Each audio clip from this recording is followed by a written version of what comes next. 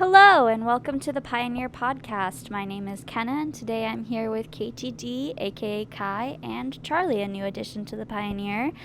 Today we are talking about finding peace in 2023 and about the pandemic and all of that stuff and self-care and basically how do you guys practice self-care and why do you feel the need to practice self-care? I'm going to let you go first. I do self-care because it's necessary to maintain good mental health. And then how do you practice your self-care? Things just like showering, doing dishes, cleaning, making sure I go to sleep and get 8 hours or as close to 8 hours of sleep as I can.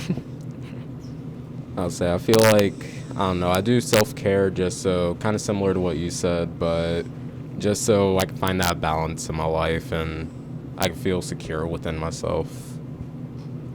I definitely practice self-care to maintain my mental health in the best way possible. I do it basically like you guys said, practicing the basics like showering, eating, cleaning the house. I love cleaning my house. That's like the biggest thing for me, is making sure the trash is taken out, making sure the dishes are taken care of and all of that.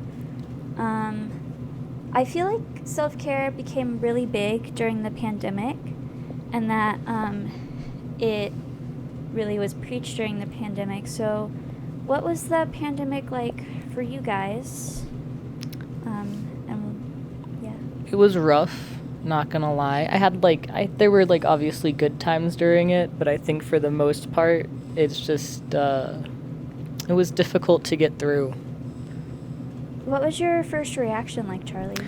Well, for a second, I remember the first 2 weeks, I was like, oh, it's gonna be like the swine flu in 2008, where a couple of cities had it bad, but for the most part, here, since we're kind of not a super big tourist destination, that we'll probably be fine. That was not the case. And then leading from those 2 weeks and then realizing, how severe it actually was, what were both of your mental states like after that? After the pandemic? Or after the 2 week realizing, thinking it was like spring break, extra spring break, and then realizing, oh, crap, this is a global pandemic that we're living through. Oh, I had my first panic attack at that point. As I would say, everything was the thing is, it just felt like everything was just moving super fast in life, and I couldn't understand what was happening because I was young at the time too. I was a junior in high school, so I didn't really understand why everyone was freaking out and how to remain calm in a situation where my life was in danger. What about you, Charlie? Well, I ended up dropping out of college during that, so I think the fact that it all went to online classes afterwards, that really kind of affected my mental health because I was no longer able to see my friends every day. We would have Discord chats, but it was not at all the same. I was just kind of stuck at my parents' house, in my room on my computer, which is not a healthy situation for anyone, I don't think. No, not at all. I was stuck at my parents' house. I was there for an extra year before I was moved away. And I did become pretty close with my mom, but relationships were still strained because you're stuck with the same people for over a year inside, pretty much, not really able to go out. And it really just formed my relationships to this day with my parents. Was that year long. Hey, at least y'all were safe though. Yeah. I was about to say, I was working at a grocery store, so I couldn't really quarantine myself. I was working at a summer camp during that first summer because those kids still had to get care somehow because their parents couldn't, so. I was working at a restaurant, actually, a boba restaurant. So It was a lot of fun, but I still feel like scary. grocery store is still definitely the worst out of all of those. Oh, definitely. Especially whenever it's a bunch of people that it's like a bunch of chickens running around with their heads cut off. It's like grab the toilet paper, grab paper towels, grab all the meat, grab all the food, do this, do that. We got to stock up. It's like we're hibernating. Like, it's like everyone's freaking out, and not everyone is like. They even set limitations on like how much you could buy, which was something else that I thought was kind of insane. Like, who would have thought?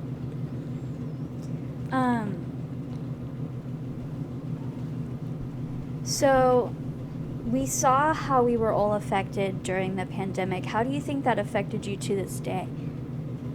I definitely still have a lot more anxiety than I did beforehand. Because now it is just like I'll be at my job working and I'll just hear someone cough and I just kind of go into like, I get a little on edge. Same. And also just like because I work at the mall now, and just being around that many people, especially now that it's like holiday season, it just freaks me out just even being there.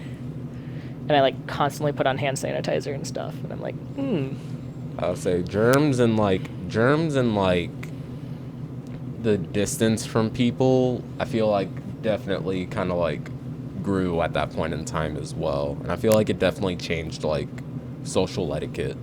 Oh, 100%. Like with concerts, I feel like people are more spread out. Like even if you're up at the front, like there's still like a good amount of space. Like you're not like crammed up against people. And yeah, like you're at the pharmacy, someone coughs, and then like everyone like looks around at them. Mm-hmm. And then like masks have definitely stuck around still, which I think is a good thing. 100%. Like if you're not feeling well, I think you should totally wear a mask. Exactly what I'm doing right now. Yes. It benefits everyone in the long run, so. Mm-hmm. I feel like the masks also kind of became like a fashion trend as well. Yeah, 100%. And they also became helpful for a lot of like, because there's a lot of like facial recognition software nowadays, and some people are not a fan of that, and the masks are kind of helpful. That is very true. That's very true. Aside from putting duct tape on the camera. Yeah. How do you guys feel like society reacted overall? Like, how did society change from the pandemic? Definitely. You can go. I was about to say society definitely freaked out. It's like as if society just went through like the Bermuda Triangle and like everything just shifted. Like it's like as if we're in a new world. Aladdin. Yeah, because I was going to say, I think, like, society is a lot more mistrustful now. Like, it's really hard to get, like, a majority of people to agree on the same thing and, like, the same topic. And, like, even if you have experts that are all, like, this is what the facts show, you're still going to have, like, a minority of people that are like, well, that's fake news, that's alternative facts. And it's like, is it, though? There's a lot of people that definitely, like, dove deep into like conspiracy theories and stuff like that too. 100%. Like just not believing altogether that the pandemic was real, and like not believing in like the vaccine and things like that, believing that it would put like a microchip in you and things like that. And then there's a bunch of like political conspiracy theories as well. And those were facilitated by, like, social media, which became super, like, it was already super big, but that was, like, our life. Yeah, because I think being stuck inside on a computer all day, like, that's kind of your only way to keep up with people and check in. And socialize. And since it's all now being fed by the algorithm, you're going to get things that you don't follow, but the algorithm's like, oh, you should read this. Yeah. And it's like you're not even consenting to it, but it still just ends up happening sometimes. Oh, 100%. It's like an echo chamber. And like I feel like Twitter was really big at the time of like facilitating these conspiracy theories and like politics and all of that. And good old Facebook. Facebook especially. Ooh, the Instagram live sessions were crazy too. That was also really like when TikTok started to pick Ooh, up, Yes. and I know TikTok that as TikTok well. also had some good amount of that thrown in there. I feel like society's like attention spans have also gotten a little bit shorter because of like TikTok, I would say, and social media. Like I've noticed a lot, like before the pandemic, a lot of my friends like were not on their phones as much, and now like I'm hanging out and they're always on their phones, and I'm like, can we like have a normal conversation, please? It's like, an active effort for me to not be on my phone now. It's like, Bruh, please same stop playing here. Wordle. Like, please get off your phone. And I feel like mental health circling back to mental health, it's become a much bigger thing. Like, therapy has become more recognized as a beneficial source. And, It's become more normalized for sure. yeah. Because I feel like going back to quarantine and all that, where some people, where you're just stuck with your own thoughts. It's like you kind of start ruminating, and you start telling yourself stories, and you start realizing, oh, I should probably go talk to someone about this, but I can't at the moment. And then like as soon as quarantine was over, it's like, yeah, time to go. 100%. For me, I had to go to the psych ward during the whole quarantine time because that's, it's, you get stuck alone with your thoughts, and sometimes it makes you go a little more insane than usual. And I was like, well, I think for my own health and safety, I should check myself into a psych ward.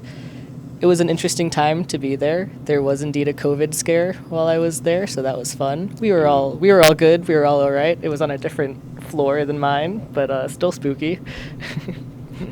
I was doing intensive outpatient therapy during the middle of the pandemic, and I remember it was like right before the pandemic I had started it, and then the pandemic hit, and I had to do like Zoom therapy or telehealth for a little bit. And then I remember it was at the Children's Hospital because I was like an adolescent at the time, and I remember there being people in hazmat suits like walking around the hospital and all that. It was insane, for sure. But yeah. How can you guys find peace now, or how have you found peace now? I've tuned into a lot of stuff that I'm like really passionate about. Like you referred to me as KTD earlier. I found a deep passion for music, so I take time to like make beats and all that whenever I'm feeling a certain type of way. I kind of use that to express myself. And then also I am in therapy at the moment, so kind of figuring out how my brain works. What about you, Charlie? Yeah, so I'm also currently in therapy, which I think is just, at this point, kind of just like a doctor's appointment. Like, I think it's something that, like, it's good, even if you don't go every single week, just going maybe, like, once every 6 months, just as a little check-in is probably a good thing to do. And I also just try to make time for myself. Like, because there's, like, I work 3 jobs right now, so it's really hard for me to get just, like, some relaxation time. But I always try to make sure I get at least a little bit to just, like, play Skyrim or read a book or something like that. Yeah, I am also in therapy, so that's something that I like to practice to find peace in my life. And I think I would define peace as a good night's sleep, for sure. A good rest in my bed. A nice day, maybe get a little drink at Dutch Bros, maybe go to a bookstore, something like that. I thought you were talking about a different type of drink for a second. No, a little coffee. How would you guys define your own peace? That is a really good question. I am always the most at peace whenever I'm at concerts. Just something about the atmosphere with all of the, like, people that are there who probably hold similar values to me. Just, I always feel very safe and respected when I'm at concerts. And there's also just something about, like, being in the middle of a mosh pit while, like, a song is playing, and you just kind of look up and you're just, like, getting carried by the crowd a little bit. It's always just like, yes. Anytime you've mentioned concerts, and I was about to say, I agree with you on that, but I say anytime I have these headphones on, I'll say just music. It keeps me in a state of zen where I feel like I have nothing to worry about, and all I can really do in the moment is enjoy what I'm listening to. Yeah, I would say music is I think the three of us, ultimate form of finding peace. I mean, I write about it all the time and listen to it all the time, and it helps me express my emotions in a way that I couldn't use my words to, and yeah. Mm-hmm. Yep. Podcast ended. Yay. Yay.